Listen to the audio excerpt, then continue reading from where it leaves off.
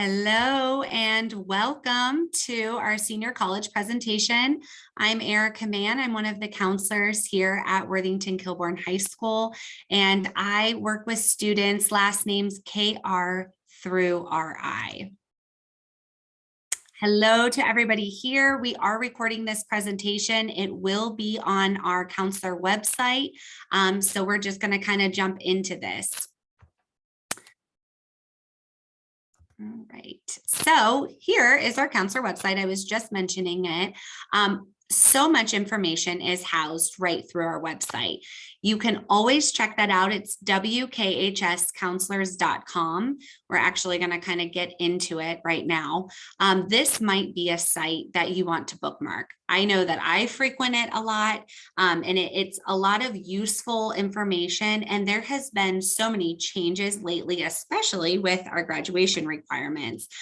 So we kind of pour all of that information right into our website.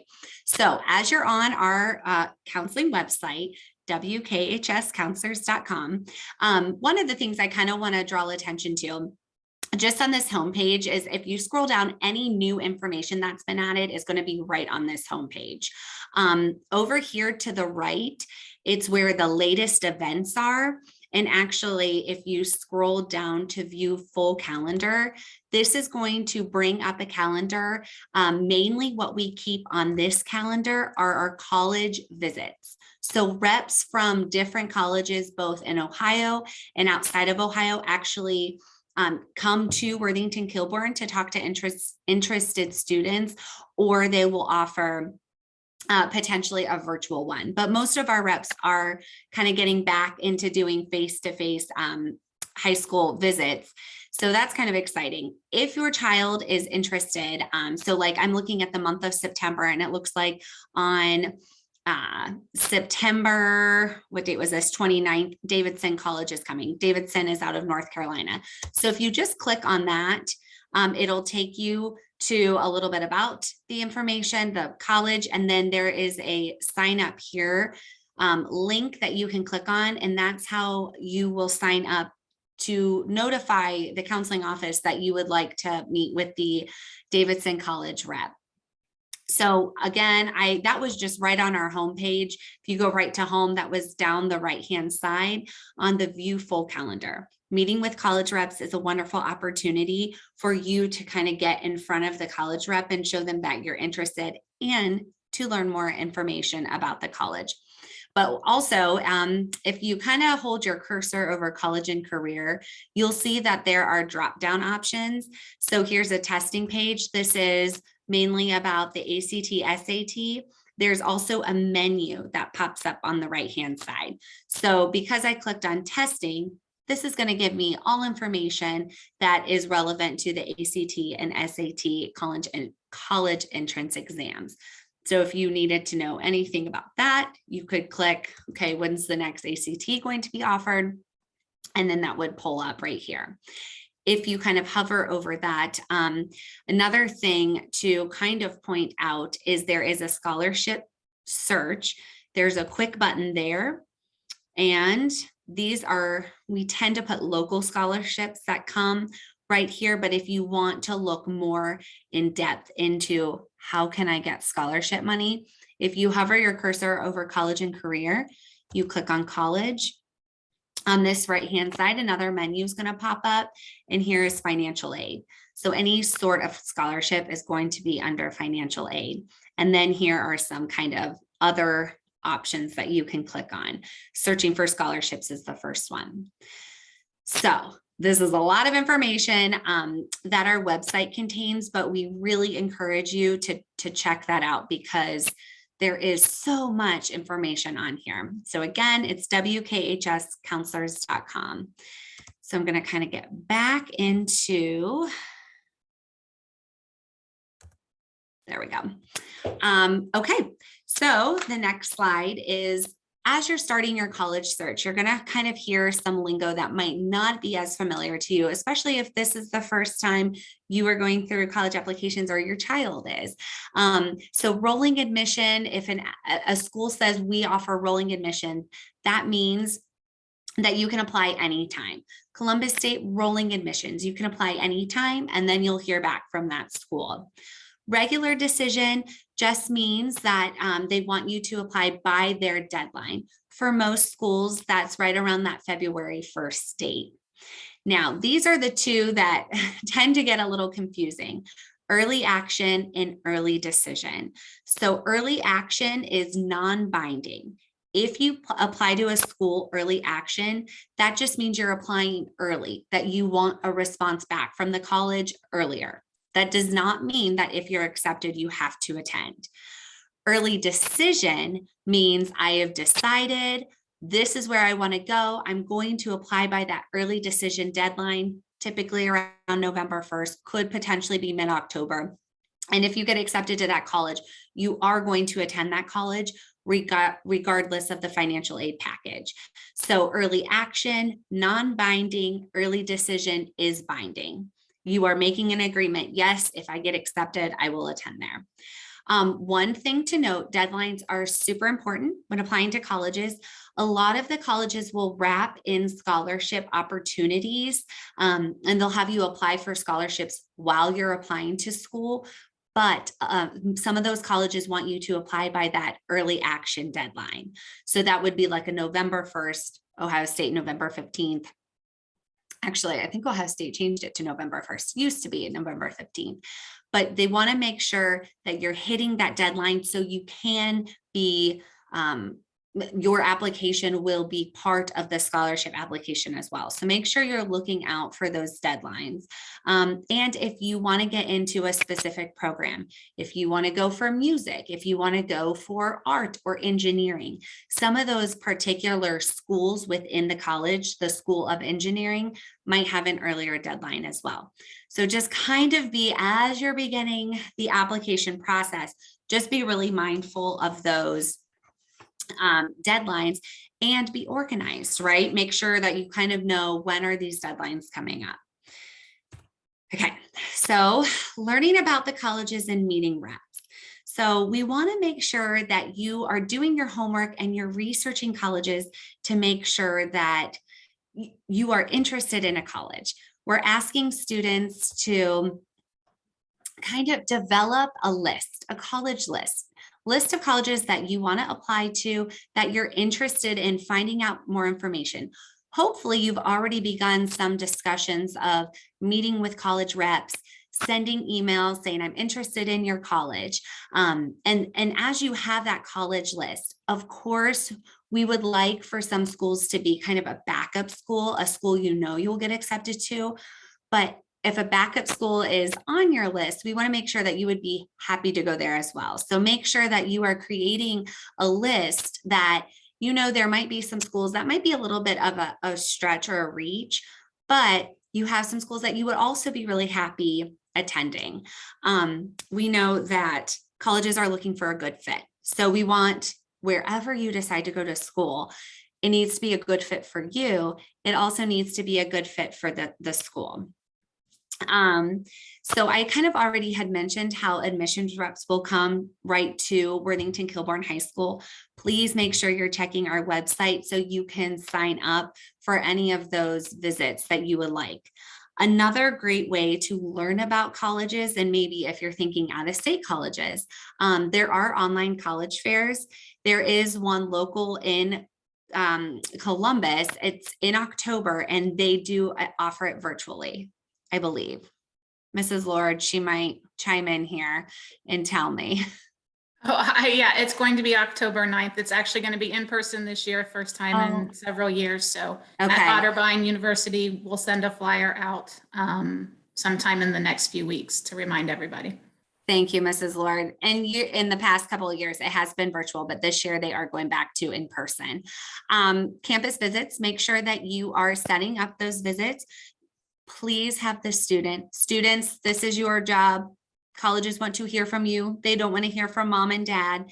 And really, this is your first experience to kind of get your name out there. I'm interested in visiting. I've been very impressed with what I've read about your education program. If you want to go into education and become a teacher, or your engineering program, whatever it may be, but make sure that the student is the one reaching out to an admission rep to say, hey, I'd like to learn more information, and then hopefully scheduling that visit. And then some of the colleges are still offering the virtual college experience. If you get on their website, they can give you a virtual tour of the campus. That all came about during COVID. Colleges were getting very creative with how they were having families and students see what they had to offer, because many of the campuses were shut down and tours were not happening. So a lot of the colleges are still continuing to do that. Let me look at my notes. I think that's about it. There are a couple of websites that have virtual experiences. They're of course on our website, but one of them is campusreal.org. If you get on there, then they have tons of different colleges that they kind of work with and partner with. You can get on there, get a feel for the college. Is that somewhere that you could see yourself really attending? Another one is eCampusTours.com, and YouTube. If you get on YouTube, I think you'll find a lot of information about the schools that you're looking at. But ultimately, when you're going to look, I mean, this is such an exciting time, and you're really trying to find a fit that works not only for you, that you see yourself at, but that works for the college as well. And so when you're looking at that fit, that most powerful decision is trying to think about, how do I fit well with this college, and how are they going to fit well with me? And so that's giving you a lot of control. Another place where you have a lot of control as a student who is looking at your applications is, I'm not sure how that went ahead of slide, but I'm going to go back one. How that's giving you a lot of control is writing your essay. Your essay is your introduction to these colleges. This is your blind date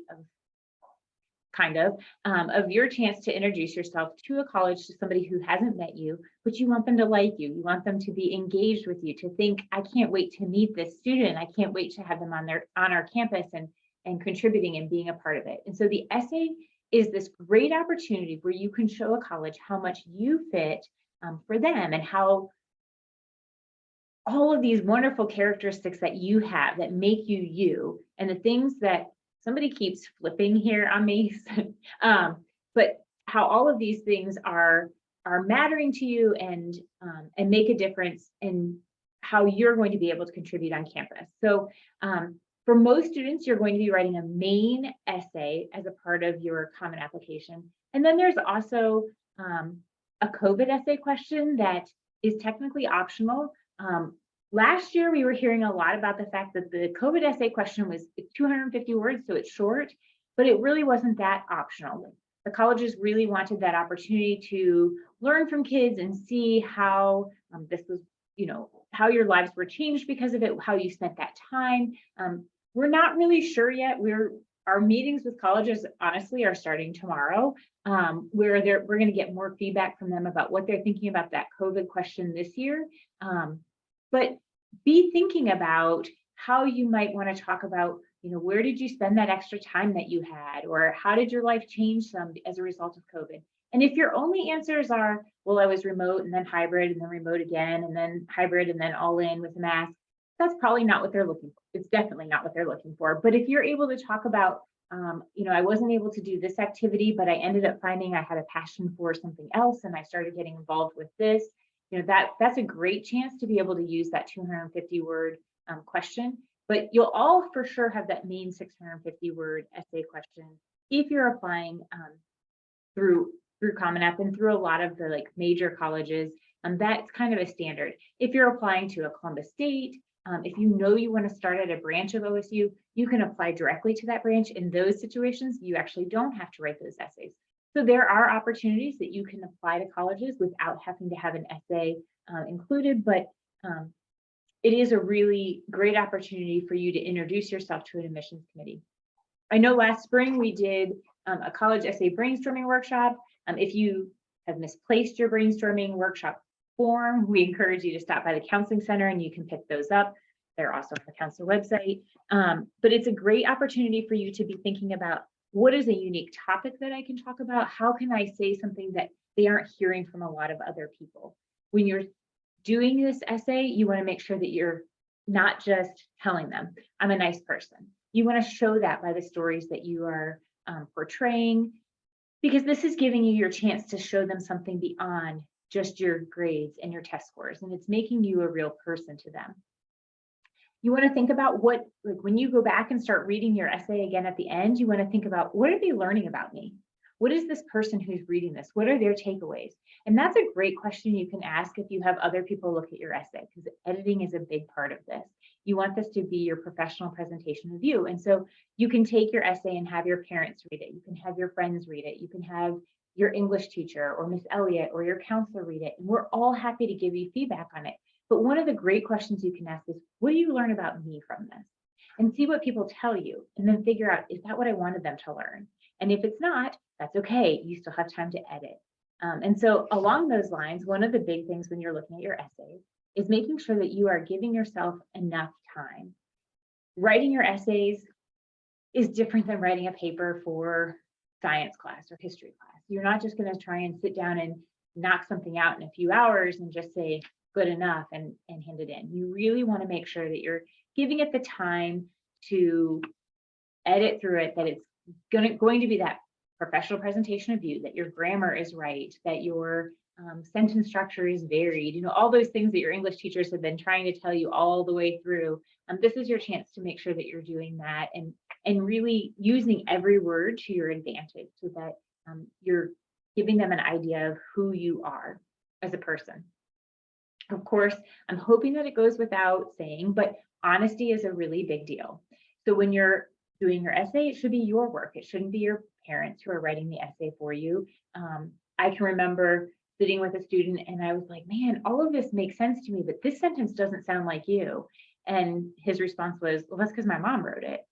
But colleges are reading way more essays even than I'm reading, and I could tell that that was different. And colleges will say all the time, no, we know the essays that kids are buying online. We see them come through. And they have that feel of what is an 18-year-old's voice versus what's an adult voice. And so we want it to be your authentic voice that's coming through as you're writing these essays. Along those same lines, when you're looking at your application, honesty is a big deal in the activities that you're putting in there. You want to make sure that you're being honest about the time commitment that you're putting into those activities. It will ask you things about discipline history. If you have been suspended, it's not the end of the world, but you have to be honest about that. You don't want them to accept you and then find out something later and then, you know, rescind their offer of acceptance. So it is a big deal to make sure that you're being honest with your application. The other place that honesty can sometimes catch kids is that for some of the colleges, they will ask you to report your grades yourself. It is really important to make sure that you are being honest in that and being exactly accurate to what your transcript says, because those colleges will also be looking for a copy of your transcript. So it is a big deal, and it can be tedious, but it is really important. When you are going through, you want to make sure you proofread it. You want to look at the print preview screen before you click submit to make sure that everything is showing up the way it should. There have been issues in the past where kids will send in an application only to find out that their formatting was off and half their essay didn't show up. You don't want that to happen. So no matter what format you're giving, if it gives you the opportunity to print preview or to look at how it's looking before you submit, you definitely want to do that. And again, get multiple eyes on things, because it can be really easy to miss words that seem very obvious when we're looking at it, but it can be missed. Also, make sure your email address, we really recommend that you don't use your WS Cloud account because it may be an account that they will continue to send you information on over the summer if that's going to be the college where you'll be attending, and that your WS Cloud account will get shut down. So make sure you're using your personal email account when you're doing those applications, and that your personal email account is an appropriate email address that you're comfortable with the colleges seeing. I mentioned Common App as being a part of a way that sometimes people are doing those essays when I was talking about the COVID essay question. Common App is one website that hundreds of schools use that you can apply to them with this one application and send it to all of those schools. We had a couple of Common App workshops in August, earlier before the school year started, and those were great opportunities for kids to get a jump start on their applications. A common question that we are asked for people who weren't able to be at that presentation is, your class size is currently 310.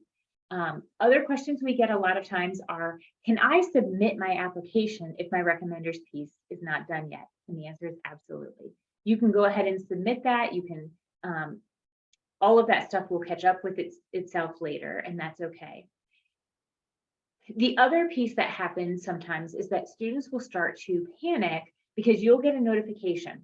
For some of the colleges, they automatically send it the minute you submit your application. Hey, don't forget to request your transcript. And we're going to get to the transcripts in just a second, because that's a really big deal. And colleges can't finish their review of your application. If they're somebody that requires a transcript up front, they can't finish their review of your application until they have that. So they'll start sending you these reminders. If you are using Common App or Send EDU to apply to a school, you can log back into Common App, or you can log into Send EDU, and you can see the exact date that that was uploaded, and you can see the date that it was downloaded by the college. So you might still be getting that notification that, hey, we're missing your transcript. But if you can see that it's been uploaded or it's been downloaded by them, it's just them not, it takes them some time to get it all matched together and uploaded into your application, so that you would get that notification that all is well.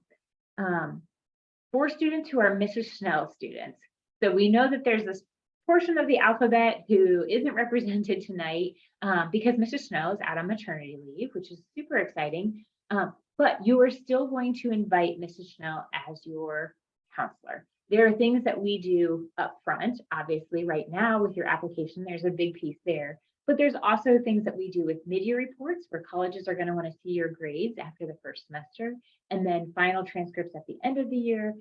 And it's a place where we as counselors are continuing to pass information back and forth to colleges as they wish. And so Mrs. Schnell will be back to be able to do a lot of that. She's going to miss this initial application time, but we are going to be working as a school to make sure that that is all taken care of. And so you do not have to ask somebody else to be your counselor, because Mrs. Schnell is still your counselor. So you're still going to fill it out with Mrs. Schnell as your counselor.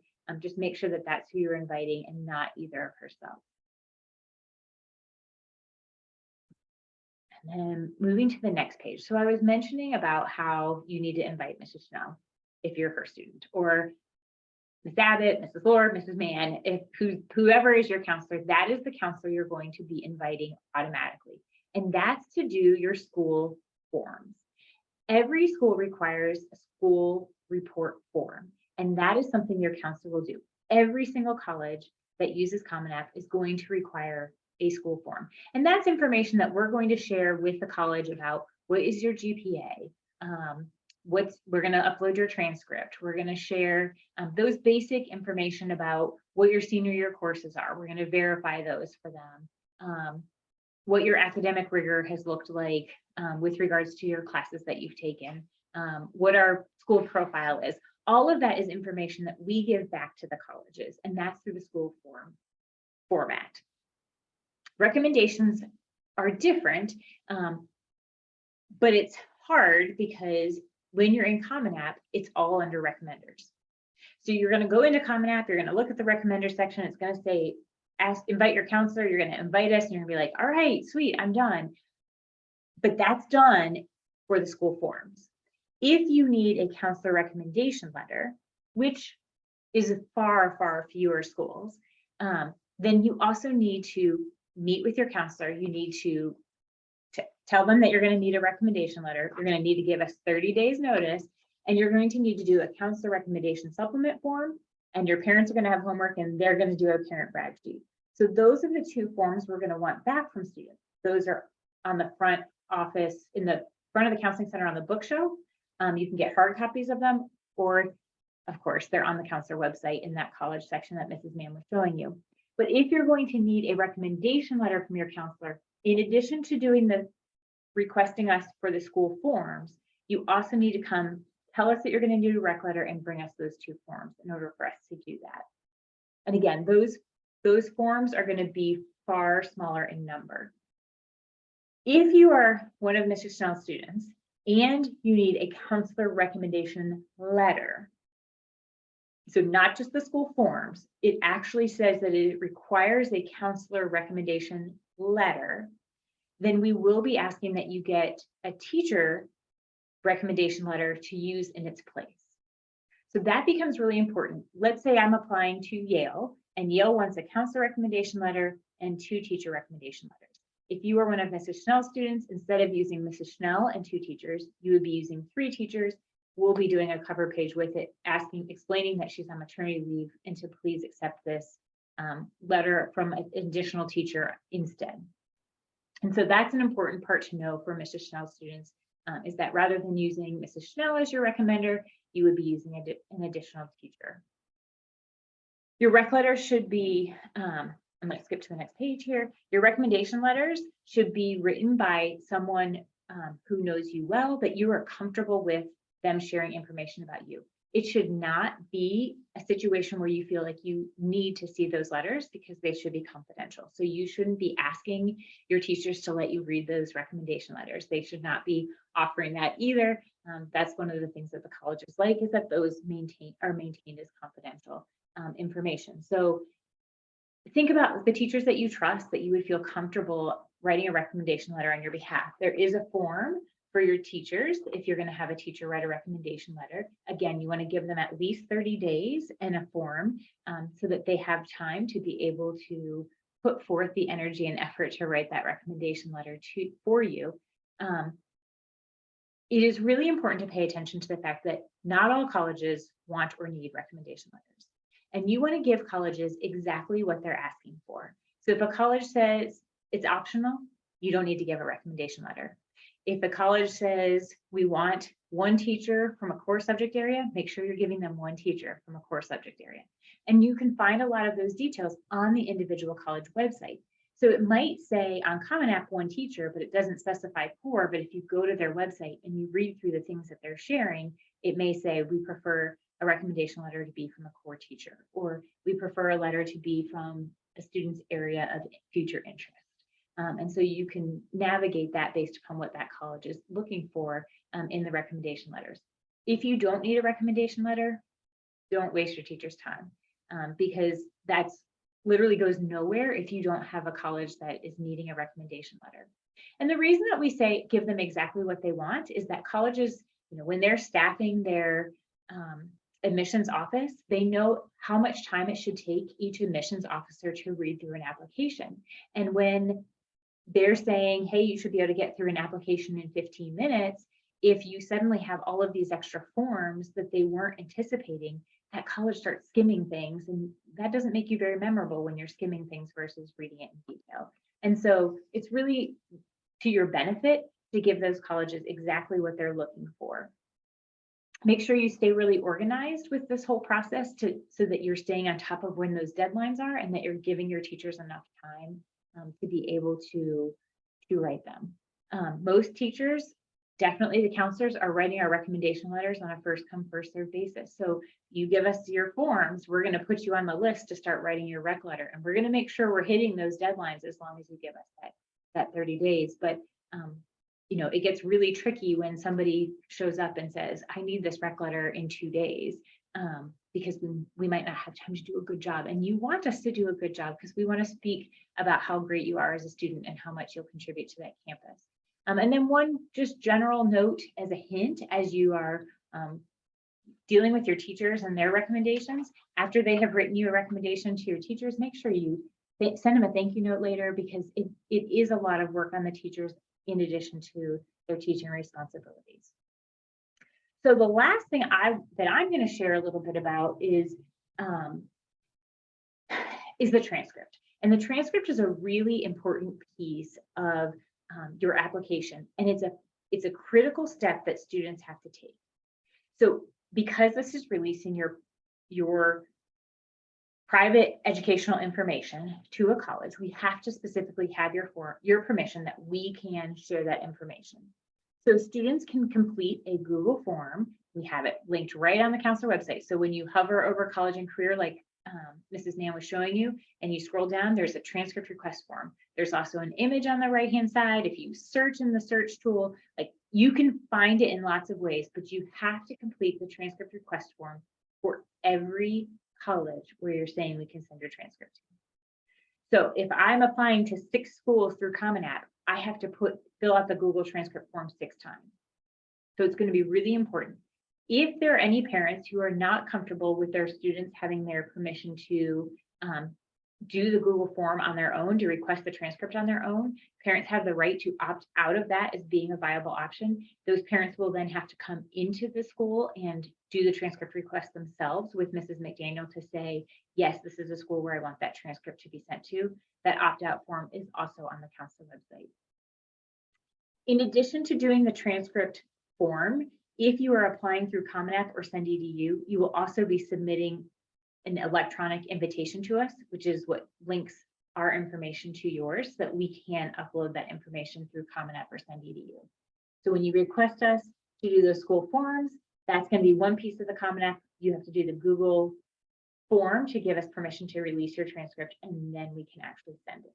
So for example, I have probably 13 or 14 students who've already invited me on Common App. I do not have 13 or 14 students who have filled out the Google transcript form. So those are sitting there unconnected because I do not have that Google form saying I can release that to the colleges. In addition to sending your transcript to those colleges, the other thing that we do send is your schedule. And so if your schedule changes, you're going to have to notify the colleges of that. So it's really important that as you are thinking through your senior year, if you're looking at your schedule and you're thinking, I'm probably going to drop that later, you might want to go ahead and drop it now, as opposed to having to explain to a college later why you dropped things. And along those same lines, in general, I would say just don't drop anything. You don't want to have to call a college and say, hey, I know I said I was going to take this additional science class, but I've got my 3 sciences and I'm a senior and I'm kind of just wanting to take it easy. That's not necessarily creating that best impression to those colleges. And so know that we are sending that schedule in addition to your transcript. You can fill out the transcript request form at any point in time in your application process. So you don't have to wait until you have actually hit apply to submit your transcript request form. So if you know the 5 schools that you're going to apply to, and you might be still working in your application, but if you want to knock something out of your to-do list, you are able to go in there, fill out your transcript request form for those 5 schools, and that piece of it can be done. And then once you send us those invitations, we can do that part from our end. You do want to make sure that they're actually schools you're going to apply to. So you don't want to start just saying, well, these are all the 15 that I might. Like, you want it to be the actual schools where you're actually going to apply to. We are sending your transcript without your test scores because we know that there are still some schools that are test optional. You're going to hear more about that as well. And that's my part.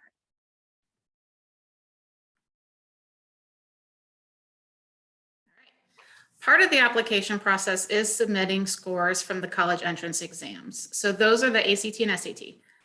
During COVID, most of the schools became test optional as opportunities to take the test were not available to the students due to COVID restrictions. But since testing is now readily available, many colleges have gone back to requiring the test scores, while some schools have maintained that test optional for the 2023 applicants, which are you as seniors.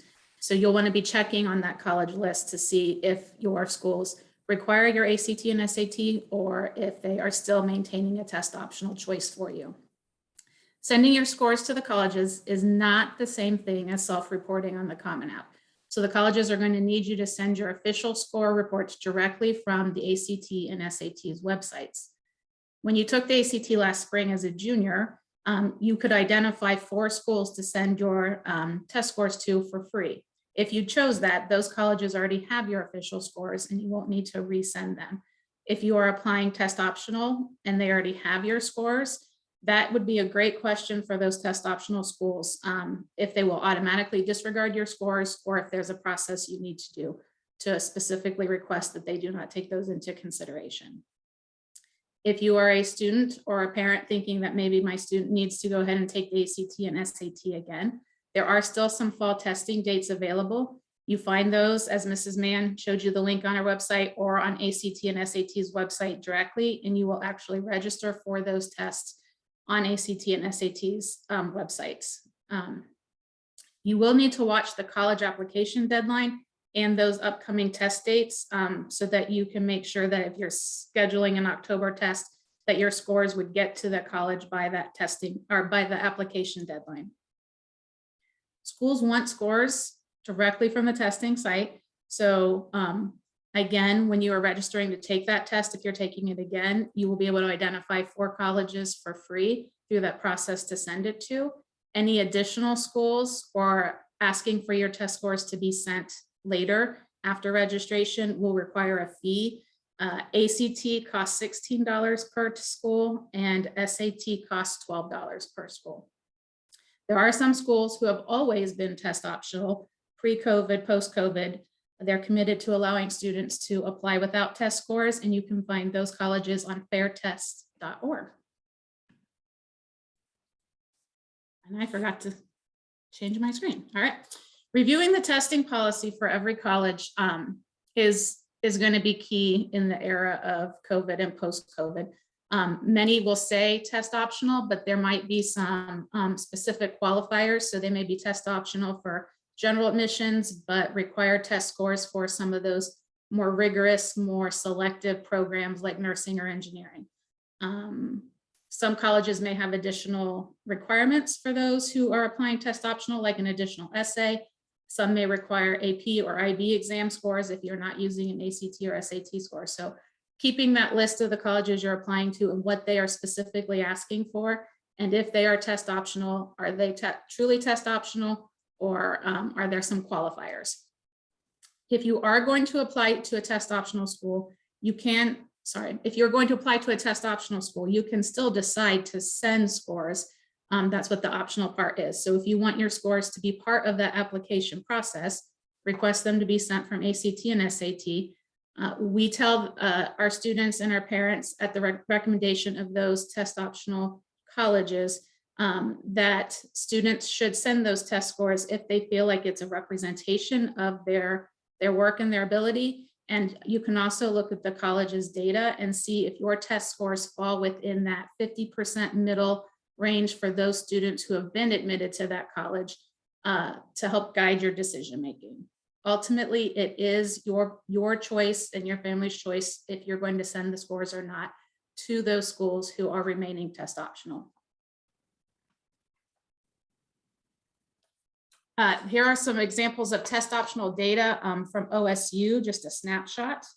You can see about 50% of the applicants did choose to submit test scores and their admittance rate. Most likely those students who chose to submit the test scores were within that 50% mean of acceptance, which would explain the similar admittance rate. College costs. As of 2020, you can see Ohio student loan debt accounts for $63 billion owed, spread across 1.8 million borrowers. So the cost has risen exponentially since 2020, 450%. So we want to make sure that you guys are taking advantage of all of the opportunities for scholarships and money opportunities to help support this investment that you are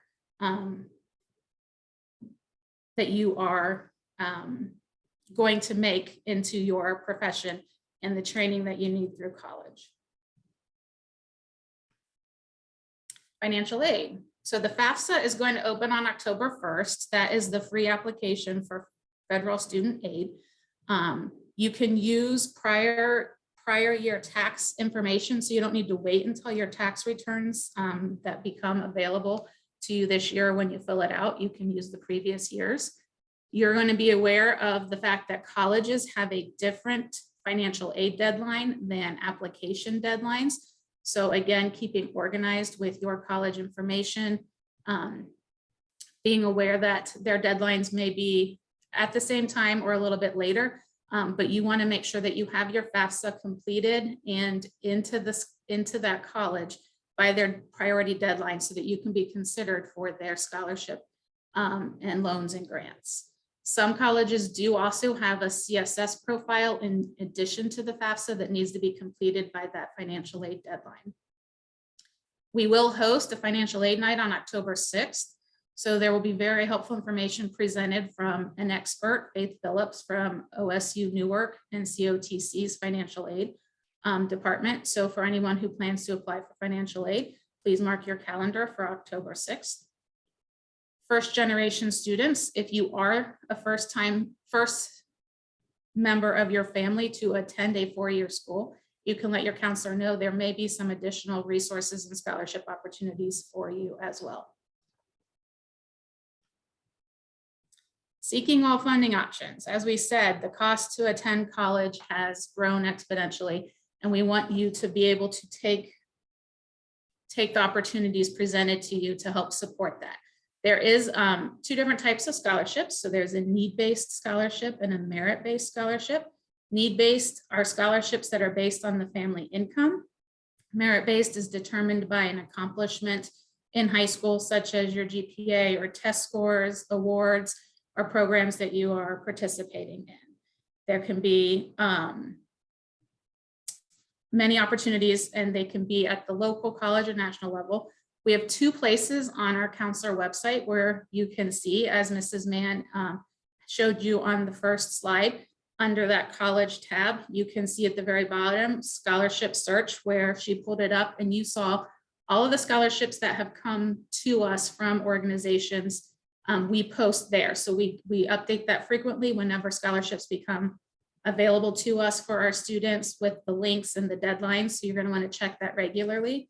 And then under that college and career tab to the right, under financial aid, there are links to college search abilities where you can choose some scholarship search engines to create filters so that you can find scholarships that reflect you and you qualify for. We will also post on local scholarships mid-March. So those are scholarships specific to Kilbourne students. So be aware that we are just updating that regularly, check it regularly, create that list of opportunities for you to apply. A $200 scholarship, you might say, doesn't sound like a lot. Do I want to do this application? But I'm not sure how many of us at 18 years of age for doing an hour or two worth of work get $200 back in return. So it becomes well worth that 2 hours if you have the chance to earn a $200 scholarship or more. Many times, parents' places of employment offer scholarships, organizations that parents belong to outside. So please check into that. And also you can receive scholarships for certain cultures, religions. So search those things, see what you qualify for, invest in that time, be organized, and try to support financing your education. So search, stay organized. And again, they're at the local, college, and national level. Okay, so once you apply and you start to get those acceptance letters back from colleges, then you have some hard decisions to make, right? So it needs to kind of be a decision looking at everything. How much money are you getting from the college? What is the financial package they're giving you? Did you get accepted into the program that you wanted? Do you feel comfortable on the campus? If you need to go and revisit, that would be a wonderful time to do that. Make sure that you are really kind of looking at all of the different factors. And when you're looking at those acceptance packages, make some of those hard decisions, and you might have to start by saying, okay, these 2 schools are for sure out. Now it's down to these 2 schools or these 3 schools. Reach back out to the admissions admissions worker that you were communicating with if you have any additional questions.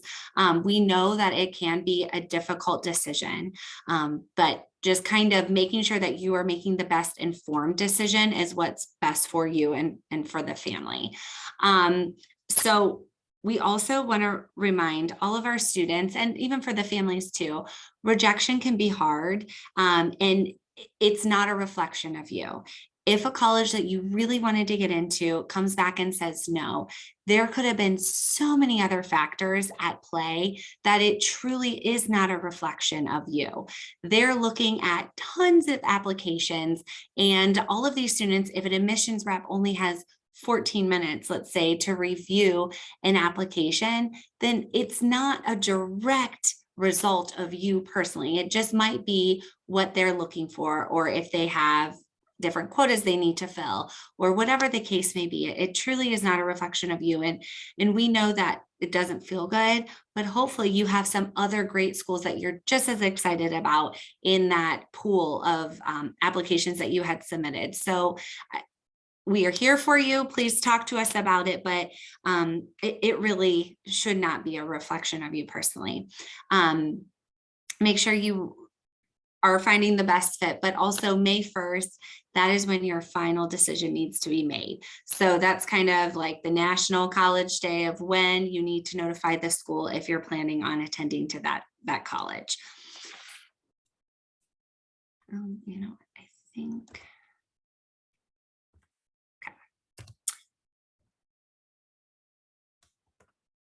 There we go. So now we're going to talk about UScience. So we were talking a lot about getting accepted to colleges, and hopefully you have some idea of what you want to study in college. UScience is a wonderful tool that we've been using for a couple of years. That it's an aptitudes test or assessment, but what's unique about UScience is it takes your aptitudes, what you're naturally good at, and it combines them with your interests. So it hits this sweet spot of what could you actually do in the future that you would enjoy? Because that's the goal. That is the golden ticket, right? You want to choose a career that is going to be fulfilling for you, that you can do for your, the duration of the time that we're working till we can retire, right? So UScience, we have found, has been probably the most useful tool that we've used.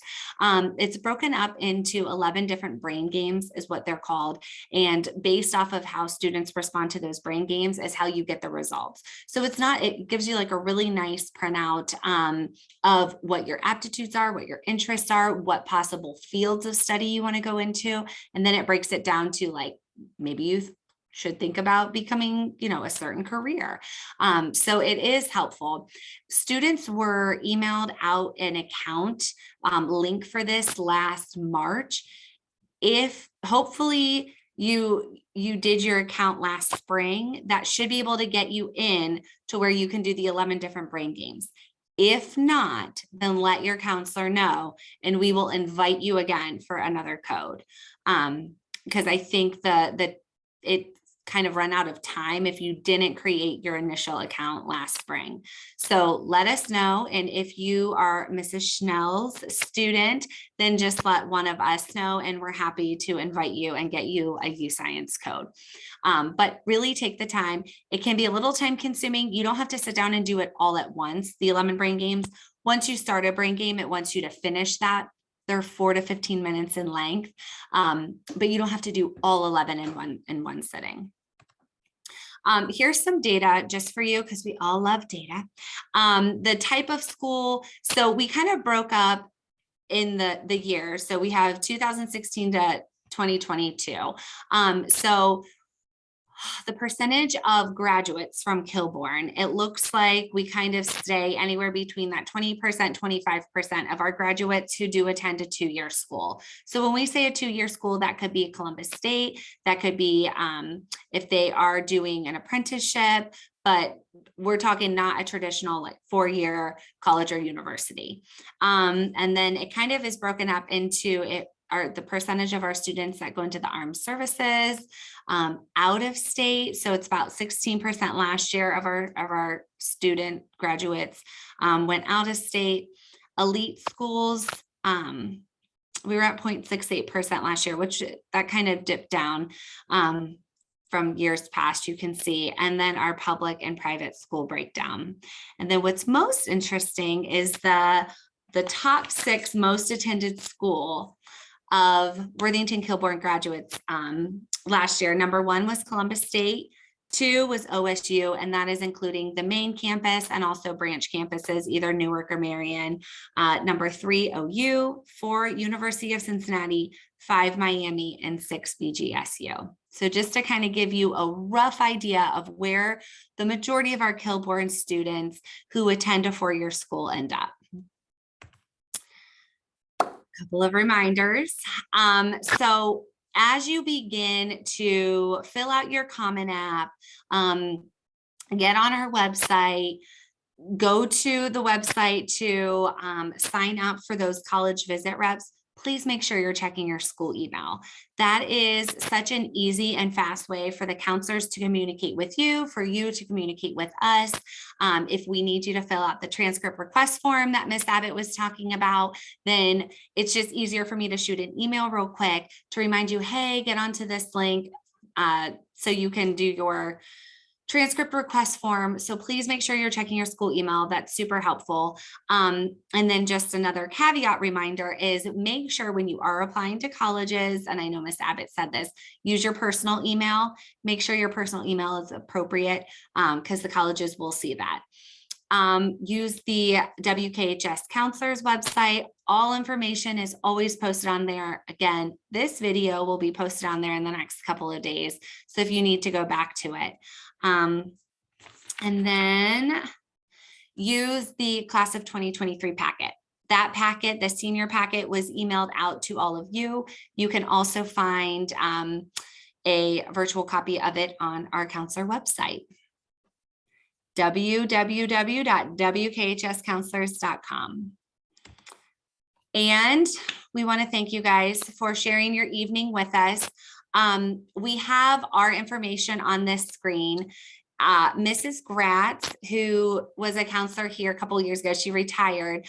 She is helping to fill in for Mrs. Schnell while Mrs. Schnell is out with her baby, but she will be our sub from September 26th through November 6th. If you need help before then, you can come to any of the counselors. You can shoot us an email. You can copy all 3 of us on it, but we're all helping out here the next couple of weeks till we get Mrs. Gratz back. So there's our breakdown again, and we want to thank you guys for attending. So we're going to jump to the questions that have been submitted. And again, please feel free to continue adding your questions into the chat because we want to make sure that we address all of those.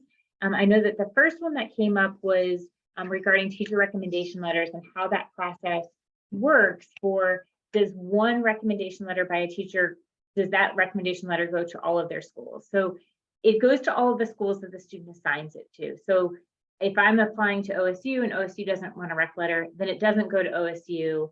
But if Yale wants 2 rec letters, then I would assign that teacher to Yale to get that for 2. And if I'm making up some of these, let's say the University of Michigan wants 1 teacher rec letter, I could assign it to that person.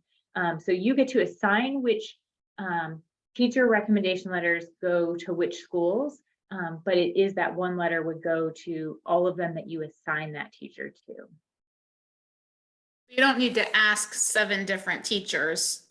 You just need to ask the number that is the max. So if one of your colleges require 3 teacher letters of rec, you ask 3 teachers. If one college on your list only requires 1, you choose which one of those 3 teachers to assign that letter to. So their letters go to multiple places that you choose, but you just need to ask the max number of teachers, not 7 different teachers for 7 different applications. The next question is, if it's a rolling admission, do you have to decide right away? That's a wonderful question. No, you do not.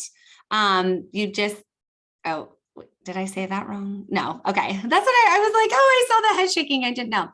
You don't need to decide right away, just that May 1st. May 1st is your ultimate deadline. That's when you need to decide where you're going to go. The rolling admission is nice just because you'll hear back sooner. And if you want to apply in March, then you can, and you'll still, there's not a hard deadline of that February 1st, but no, you do not need to decide right away. That's a good question.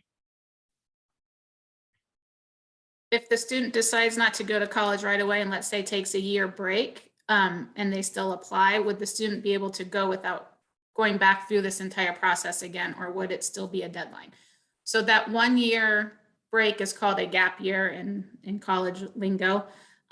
So there are 2 avenues to approach that. I would defer to the colleges for which ones they prefer or allow, but generally speaking, some colleges will allow you to go through the application process right now as your senior year, do their application, and then if admitted, request to take a gap year. And then they would make that decision with you as to what you are going to do for that gap year and whether they would approve that. Or you can push pause on the application process this year, take the gap year, and then do this process next year at this time, still applying as that first year student. But what will happen is they will see that your graduation date was in 2023 and that you're applying for the class of 2024 and know that you took that year off, and then have you explain that gap year and what you did for that year before applying. I actually had 2 people ask me questions individually as well. One person asked about how the teacher recommendation letters get submitted, and if it's through Common App, then it goes through Common App. So you'll invite the teachers on Common App and they'll get submitted that way. If it's through the individual college, then a lot of times they'll have a place where you're going to enter in their email address, and that information will get then forwarded onto the teacher for them to submit their letter in some other format. The other question that I was given privately was, if a student's at the Career Center, do they work with their Kilbourne counselor for college applications and rec letters, or do they work with the Career Center? And you are always our students, so you are still ours, and we'll work with you on that, even if you're full day at the Career Center or half day at the Career Center. You will graduate from Kilbourne, so we are going to be the people that will work with you and support you in that. Okay, the next question was, would scholarship opportunities go away if a student takes a gap year? In most cases, yes. But again, like Mrs. Lord had said, you need to work with that college. And if you are offered the Morale Scholarship from Ohio State, in most cases, they're going to want that child to attend in the fall. If there is family circumstance or something that kind of came up where a gap year is needed, then that would need to be a conversation with the college. It really kind of is a case by case situation that it's out of our control here at the high school level, and that would be more at the collegiate level. They would decide if that scholarship would still be valid a year later. That would be the same, I'd say, have that conversation if you're getting a private scholarship. If it has to be used that freshman year, or if it, as in the following year, or if it can be used during your collegiate time, which then there's not necessarily a time limit on when that collegiate time happens for you. So check with individual scholarships. Okay, next. Oh, go ahead. So I see one of the questions is, when do we start applying for scholarships? Whenever that deadline is. So there are some scholarships, if I'm doing a search on the FastWeb scholarship and I see that there's a scholarship for left-handed students that's due October 1st, then I need to make sure I hit that deadline now. But if it's not due until May 1st, then you've got some time. So there are some really funky scholarships out there. Take advantage of all of them that you qualify for, because like Mrs. Lord said, free money is a good thing. The next question is, if a student wants to take the first 2 years at a community college and then transfer to another college, will this process need to be repeated? The answer is no. You would, the student would be working with an admissions rep or a college counselor, a career counselor, and that person would help to get them into the other school. So I know, just speaking about Columbus State, they have a wonderful program set up that it is an easy pathway for students to transfer to any public school in Ohio, and they'll work directly with the college admissions counselor that will kind of help set that pathway up for them. So no, Common App is not needed, but you will work with a rep through the college that will get them to whatever school then that they want to end their career, collegiate career in. And it's possible that if you're not doing that school, that's one of their preferred pathways programs, that it wouldn't just be quite that seamless that you would do a transfer application, but it's, again, it's a pretty seamless situation. One of the parents asked, once a transcript is requested with the Google form, about how long does it take for it to be sent to the college? I mean, when we're in the thick of things, it's going to happen we're probably all loading things on a daily basis up there. Right now, because our registrar is getting so many new students and trying to get their records in and making sure that we have transcripts being fully set on them, as well as students who are moving away. It's taking a little bit longer right now, but when we get into things, it will be fast.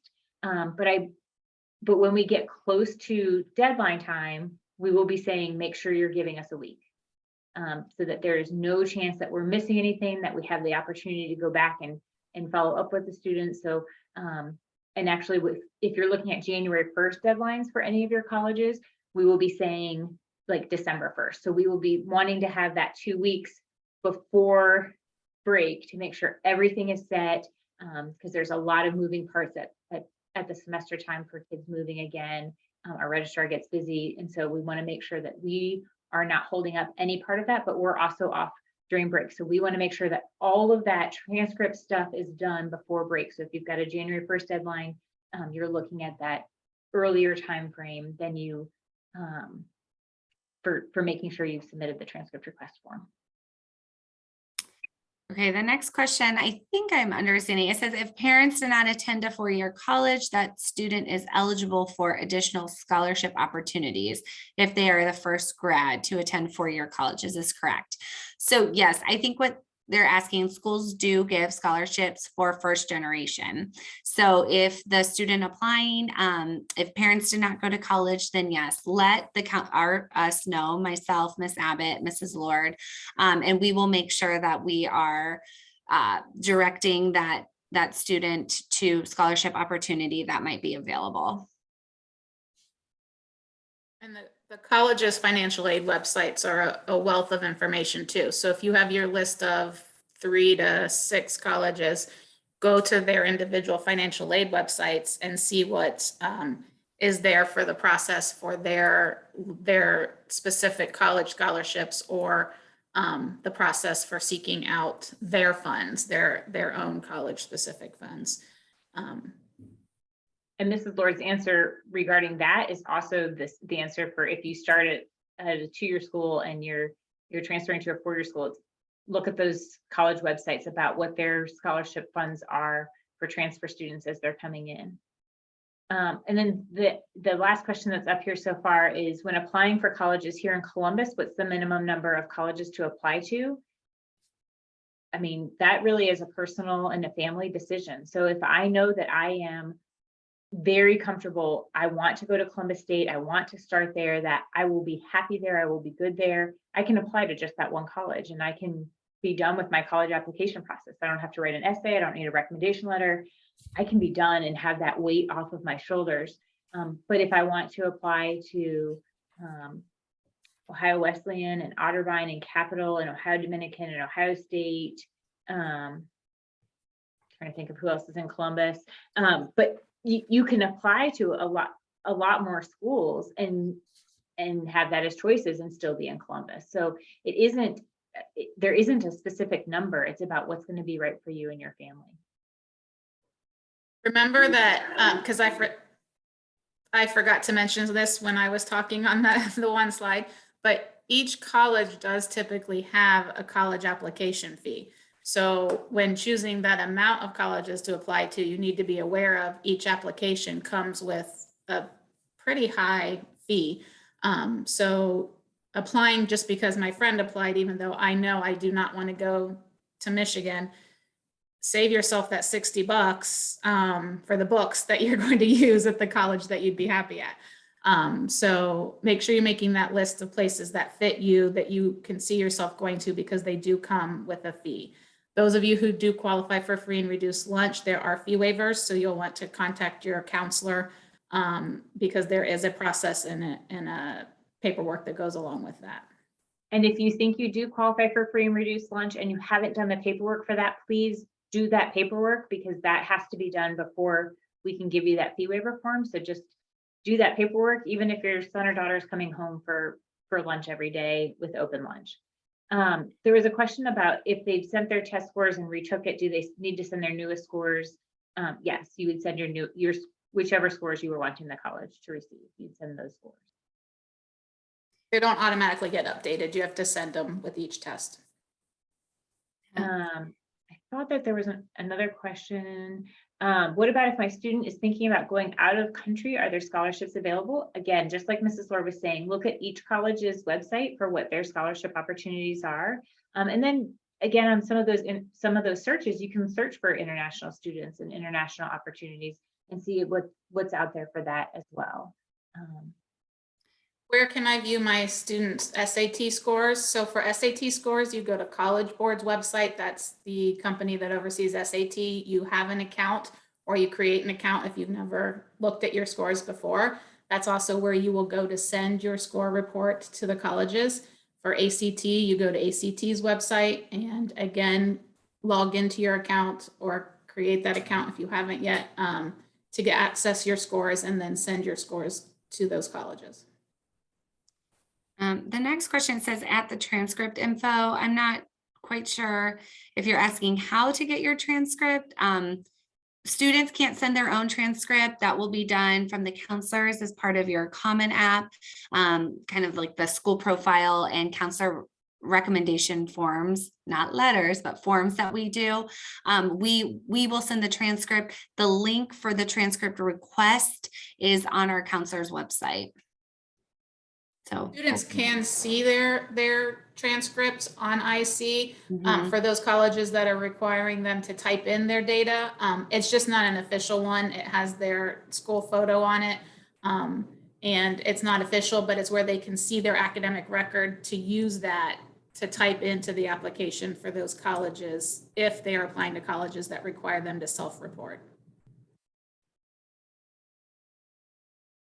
If you have other questions, feel free to type them in. If not, we are so thankful to all of you for spending the time and for joining us tonight. We're really excited for the class of 2023 and crazy to think that in just a few short months, the seniors, you guys will be walking across the stage and your parents will be crying tears of joy, and we'll all be celebrating, and you'll know where you're heading for college, and that's really exciting too. If you have other questions, feel free to toss them in the chat and we'll make sure we answer them. Otherwise, we hope you guys have a great night.